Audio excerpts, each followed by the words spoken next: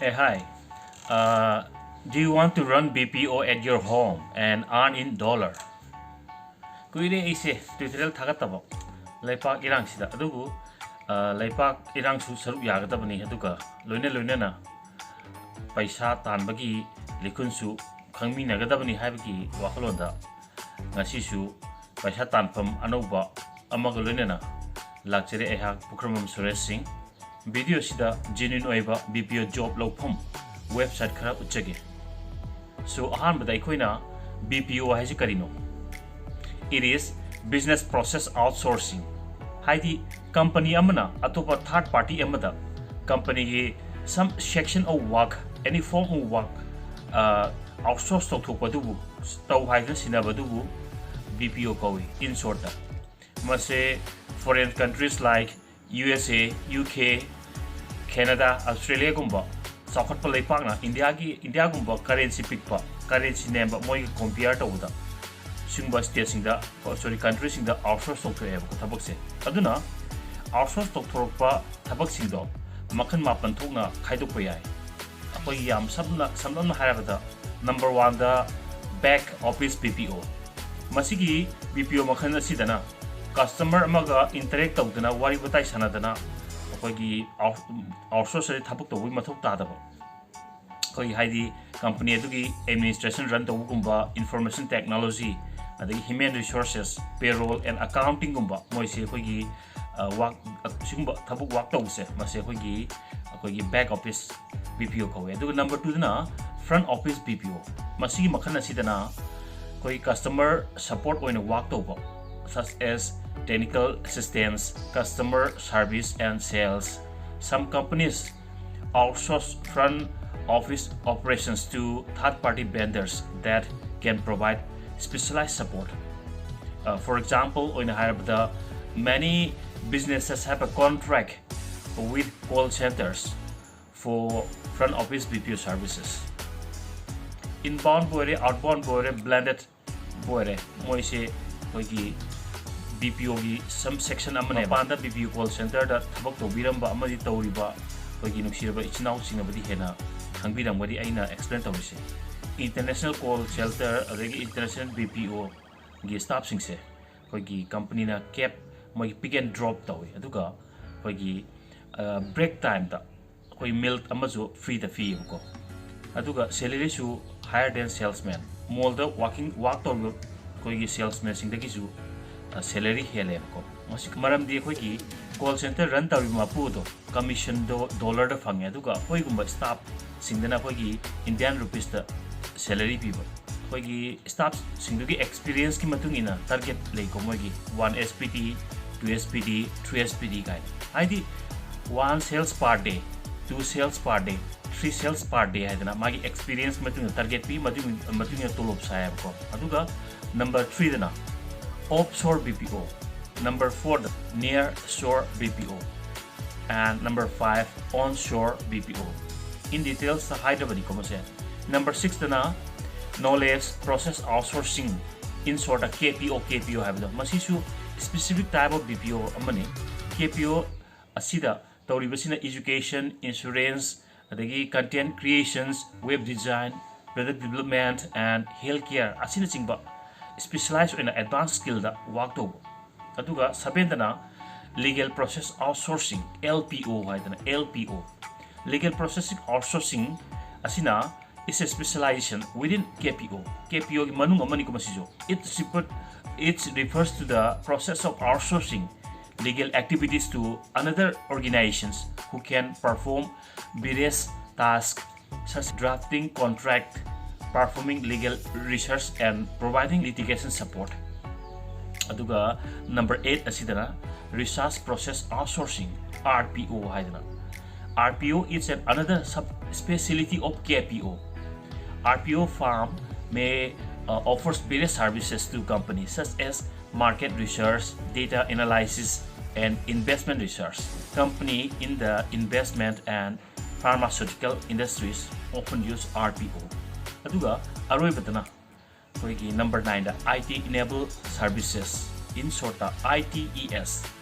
This type of BPO example oina Hyderabad Companies may use ITES to outsource products or technical support, telecommunications, and other web services. Well, my dear friends, aida main point oina laksiningmadi isagi BPO ama run tawba yabra haibduniko. Mapalamda, Delhi da, Mumbai da, Bangalore da, metropolitan singda BPO run tawriba inbound bo ore outbound bo ore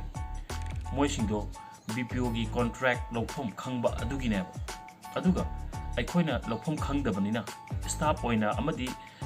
oiraga dum leibo aduga amadi yumda aikoi gi hometown halakla kandana BPO gi experience singdo aikoi sinapam kaimta leita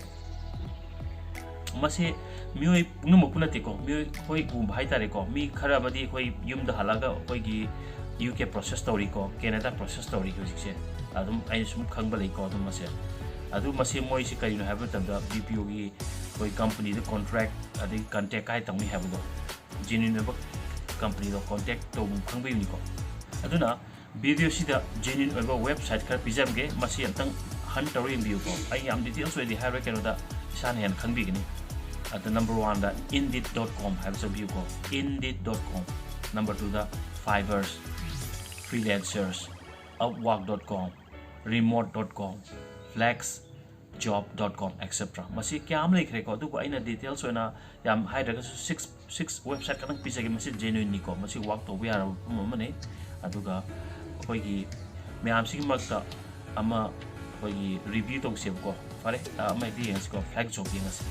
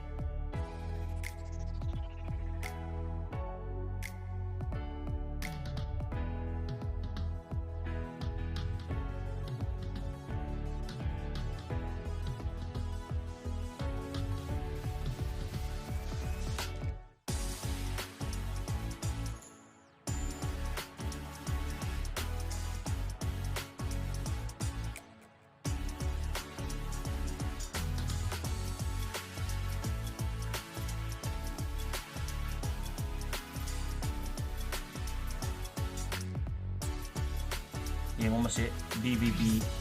na recognize daw ni ko Better Business Bureau hay na kasi ko ma India da hay kana ISI certified daw ba ISO na certified daw ba dagi BIS na pasay na magi section du matui na madung recognize agency amane ko company genuine hay ba do masita ini ko USA ade Canada kumba atopa country di masi amna famous oi ba masina recognize daw ba website amane masida web design to work so any source of any kind of outsource to BPO ko web ko business process outsourcing aduna sigi website sinagi isagi sana kataba akoigi isana expert over field of choose ꯇꯧꯔꯒ ꯑꯗꯨꯝ ꯋꯥꯛ ꯇꯧꯕꯗꯅꯦ ꯑꯗꯨꯝ in terms of ꯇꯝꯅꯤꯀꯣ dollars ꯂꯣꯝꯗ ꯂꯥꯛꯀꯗꯣꯏꯅꯦ ꯃꯁꯤ ꯑꯩꯅ ꯄꯪꯍꯥꯏ ꯍꯥꯏꯕꯒꯤ ꯋꯥ ꯅꯠꯇꯦꯀꯣ ꯃꯁꯤ ꯇꯧꯅꯔꯤꯕ ꯉꯥꯛꯇꯅꯤꯀꯣ ꯑꯩꯈꯣꯏꯁꯨ ꯃꯇꯝ ꯑꯃꯗ ꯗꯦꯜꯂꯤꯗ ꯑꯩꯈꯣꯏꯒꯤ ꯊꯕꯛ ꯇꯧꯔꯝꯕꯗꯣ ꯆꯍꯤ 7-9 ꯇꯧꯔꯝꯃꯤꯅꯤ ꯀꯣꯜ ꯁꯦꯟꯇꯔꯗ ꯑꯗꯨꯕꯨ ꯃꯇꯝꯗꯨꯗ ꯁꯤꯒꯨꯝꯕ ꯁꯣꯔꯁꯁꯦ ꯈꯪꯗꯕ ꯑꯗꯨꯅ ꯁꯤꯗꯩꯗ ꯑꯦꯛꯁꯄꯤꯔꯤꯌꯦꯟꯁ 7-9ꯒꯤ ꯑꯦꯛꯁꯄꯤꯔꯤꯌꯦꯟꯁ ꯑꯗꯨ ꯑꯁꯤꯗ ꯀꯥꯡ ꯍꯇꯥꯡ ꯑꯣꯏꯔ ꯊꯣꯛꯑꯦꯕꯀꯣ ꯑꯗꯨꯒꯤ ꯃꯇꯝꯗꯨꯗꯗꯤ ꯃꯩꯁꯤ ꯃꯅꯤꯄꯨꯔꯗꯗꯤ ꯄ꯭ꯔꯤꯄꯦꯗꯀꯤ ꯁꯤꯁꯇꯦꯝ ꯂꯩꯔꯝꯗꯦ ꯃꯗꯨ ꯃꯩ ꯌꯥꯝ ꯆꯥꯡ ꯅꯥꯏꯗꯕ ꯑꯗꯨꯅ ꯏꯟꯇꯔꯅꯦꯠꯀꯤ ꯐꯦꯁꯤꯂꯤꯇꯤ ꯂꯩꯇꯕ ꯁꯤꯒꯨꯝꯕꯁꯤꯡꯁꯤꯗ ꯗ꯭ꯔꯣꯕꯦꯛ ꯂꯩꯕꯗꯒꯤ ꯑꯗꯨꯝ ꯃꯇꯝꯒꯤ ꯄ꯭ꯔꯣꯐꯦꯁꯟ ꯍꯣꯡꯈꯤꯕ ꯋꯥꯅꯦꯕ ꯑꯗꯨꯕꯨ ꯑꯦꯅꯤꯋꯦ ꯃꯈꯥ ꯇꯥꯅ ꯁꯨꯝ ꯑꯩꯈꯣꯏꯒꯤ ꯍꯧꯔꯛꯂꯤꯕ ꯅꯍꯥꯁꯤꯡꯗ ꯁꯤꯒꯨꯝꯕ ꯃꯇꯝꯒꯤ ꯇꯧꯕ ꯌꯥꯕ ꯅꯣꯂꯦꯖ ꯄꯩꯁꯥ ꯇꯥꯟꯕ ꯅꯣꯂꯦꯖ ꯃꯇꯝꯒꯤ ꯑꯞꯒ꯭ꯔꯦꯗ ꯇꯧꯖꯔꯛꯀꯦ ꯑꯗꯣ ꯏꯁꯥꯅ ꯑꯩꯅ ꯉꯁꯤ ꯁꯝ ꯑꯦꯛꯁꯄ꯭ꯂꯦꯟ ꯇꯧꯕꯁꯤꯗ ꯄꯥꯝꯕꯤꯕ ꯑꯗꯒꯤ ꯀꯥꯟꯅꯒꯅꯤ ꯈꯪꯉꯗꯤ ꯑꯗꯨꯝ ꯁꯕꯁꯀ꯭ꯔꯥꯏꯕ ꯇꯧꯕꯤꯔꯕ ꯃꯇꯨꯡꯗꯁꯨ ꯁꯤꯒꯨꯝꯕ ꯅꯨꯡꯉꯥꯏꯕ ꯑꯗꯒꯤ ꯑꯩꯈꯣꯏꯒꯤ ꯂꯧꯁꯤꯟꯕ ꯌꯥꯕ ꯄꯣꯏꯟꯠ ꯇꯨ ꯄꯣꯏꯟꯠ ꯂꯧꯕ ꯌꯥꯕ ꯅꯣꯂꯦꯖ ꯀꯌꯥ ꯑꯃ ꯁꯤꯌꯔ ꯇꯧꯖꯔꯛꯀꯦ ꯅꯤꯡꯃꯥ ꯂꯩꯕꯥꯛ ꯌꯥꯏꯐꯔꯦ